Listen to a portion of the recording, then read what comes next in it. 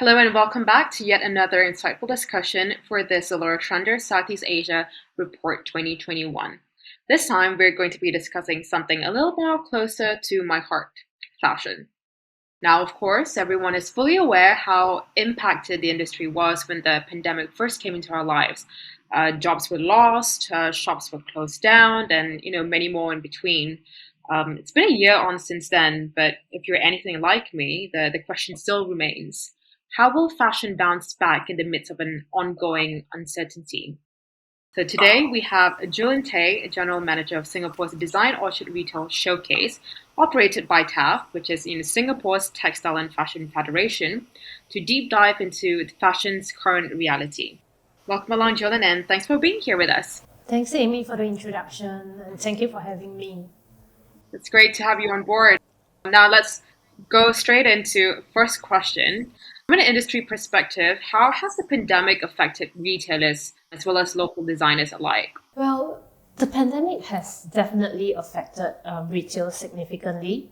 According to SingStat, 2020 was the worst performing year in the last 3 decades, with retail sales 15% lower as compared to how we did in 2019, especially with working from home being the default and restrictions from dining in. People are actually less inclined to leave their homes. And coupled with closed borders, this has definitely impacted our traffic, making the retail scene even more challenging.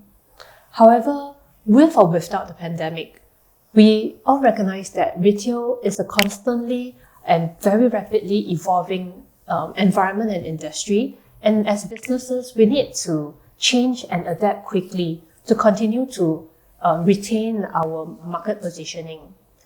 So this pandemic has actually forced retailers to become more resilient, to rethink and modify the direction of their business by either expanding on their digital footprint or focus on enhancing their customers' experience, or even both.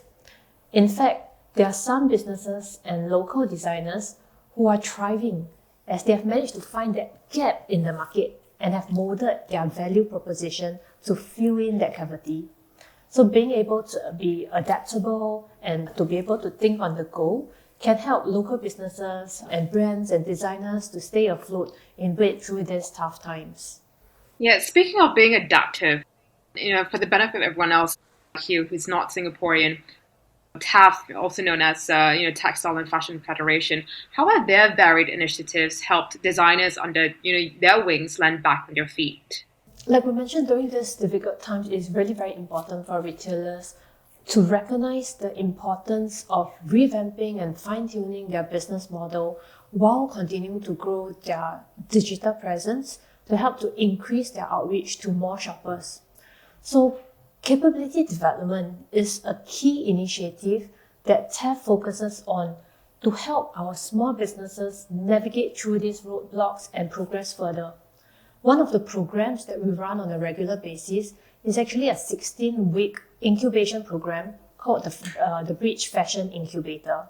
So this 16-week incubation program helps to identify and groom designers, beauty brands, and tech startups to refine and validate their products, services, and solutions by testing their value propositions in a real-world environment. So we remodeled some aspects of our incubation program, from scaling and growing businesses to incorporating new strategies to adapt to this new normal. At the same time, TaFF also helped to facilitate introductions and connect designers to resources to help to further strengthen their solutions to cater to the current demand in the market. The other key initiatives that we like to mention is our very own e-commerce marketplace managed by TaFF, oneorchard.store.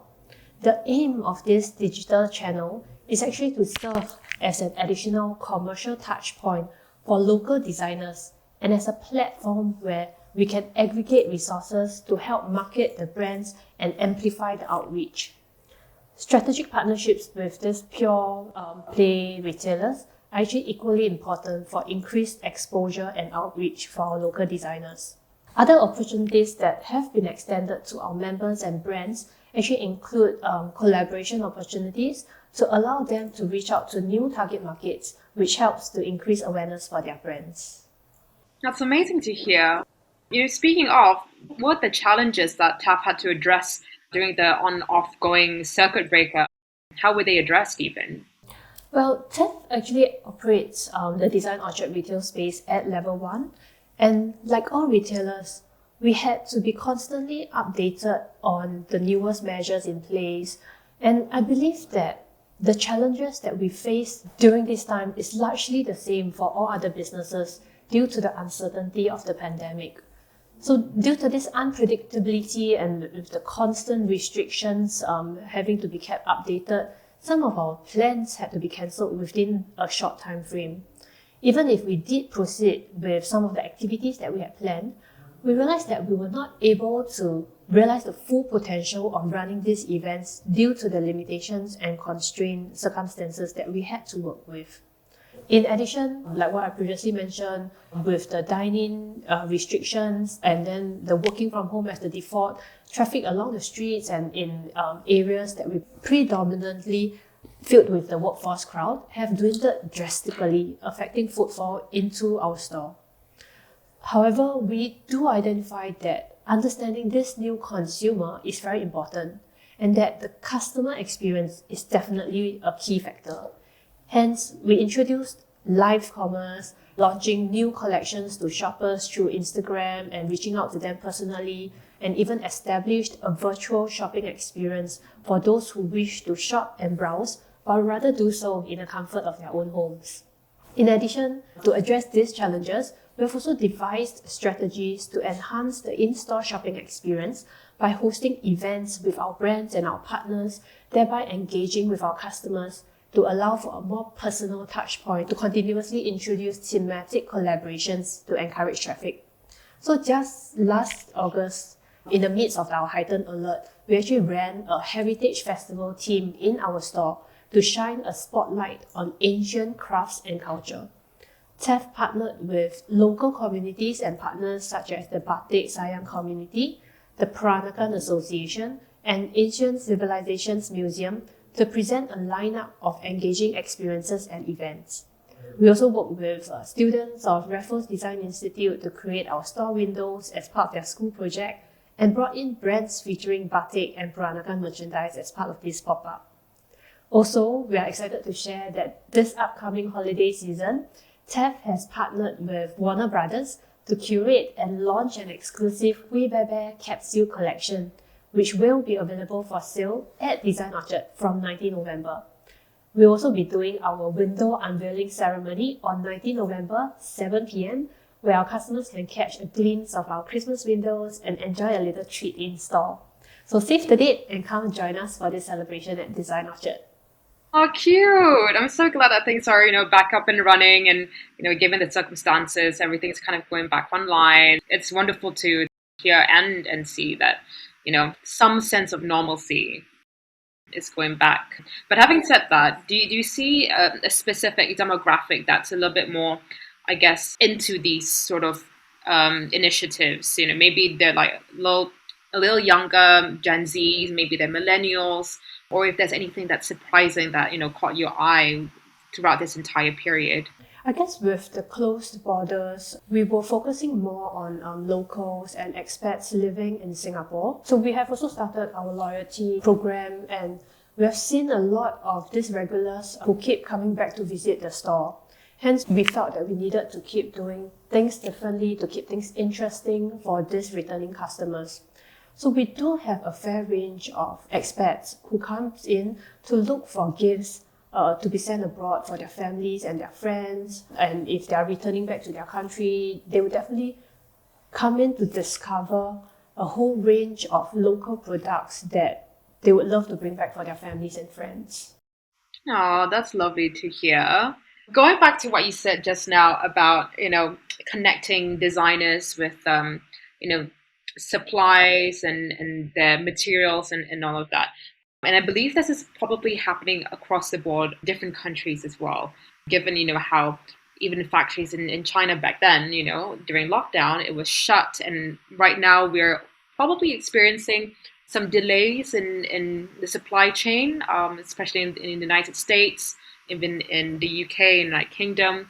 I was just wondering, how do you help connect these designers to, be able to charge through these times, and also maybe you can advise how other designers in different countries, to kind of uh, soldier on as well? I guess with TaFF, we have our resource platform that we try to provide access to multiple fashion tech solutions that can actually help our members create a more seamless, whether it's online shopping experience or for their own businesses.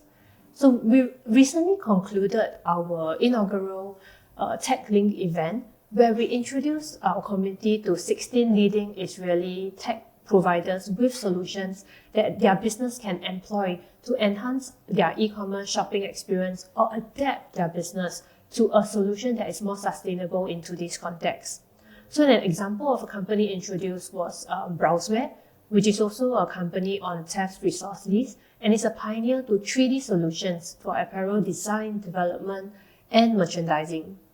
So as we progress into a new world, we understand the needs of the ever-evolving consumer and the necessity to focus on sustainability.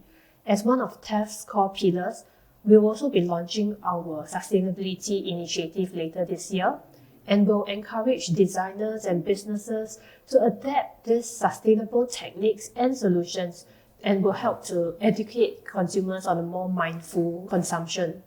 So as the focus shifts to technology and innovation, we identified that businesses of tomorrow can be very different. So with our incubation program, the Bridge Fashion Incubator program that I previously mentioned, we hope to equip a new wave of fashion businesses with the relevant resources and help to propel them forward.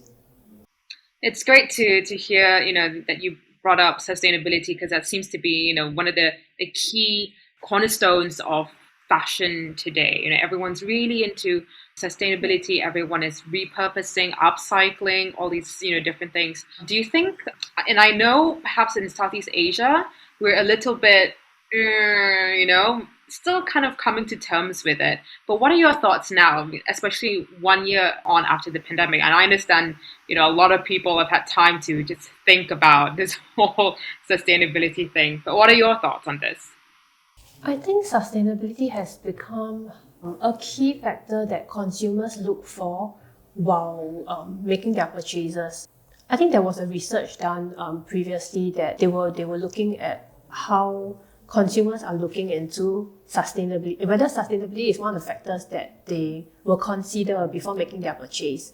And at the same time, how much value are they willing to invest in to pay for these sustainable products? And there was a disparity between what they're looking for and the value that they're willing to pay.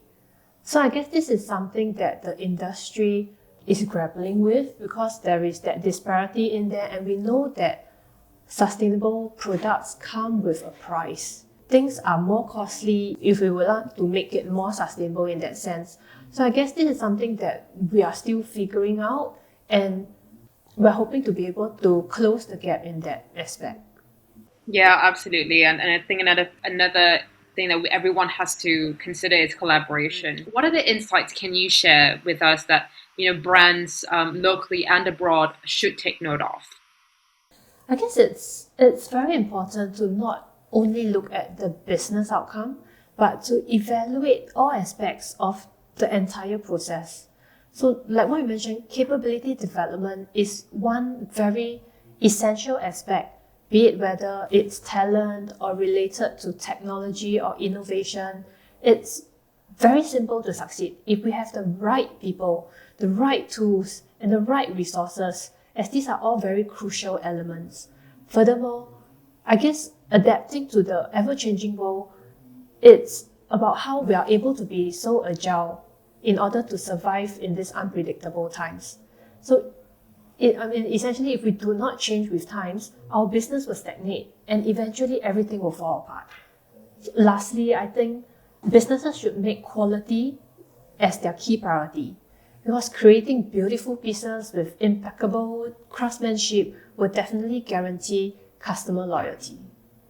Yep, quality over quantity is what I always say. Yes, definitely. Great. Thank you, Julynn. I really appreciate your insights. It's been a great conversation. And thanks for coming along with us at ZALORA. Stay tuned again for another set of insightful discussions as we chart along for this Trender Southeast Asia Report 2021. Thank you so much for being with us.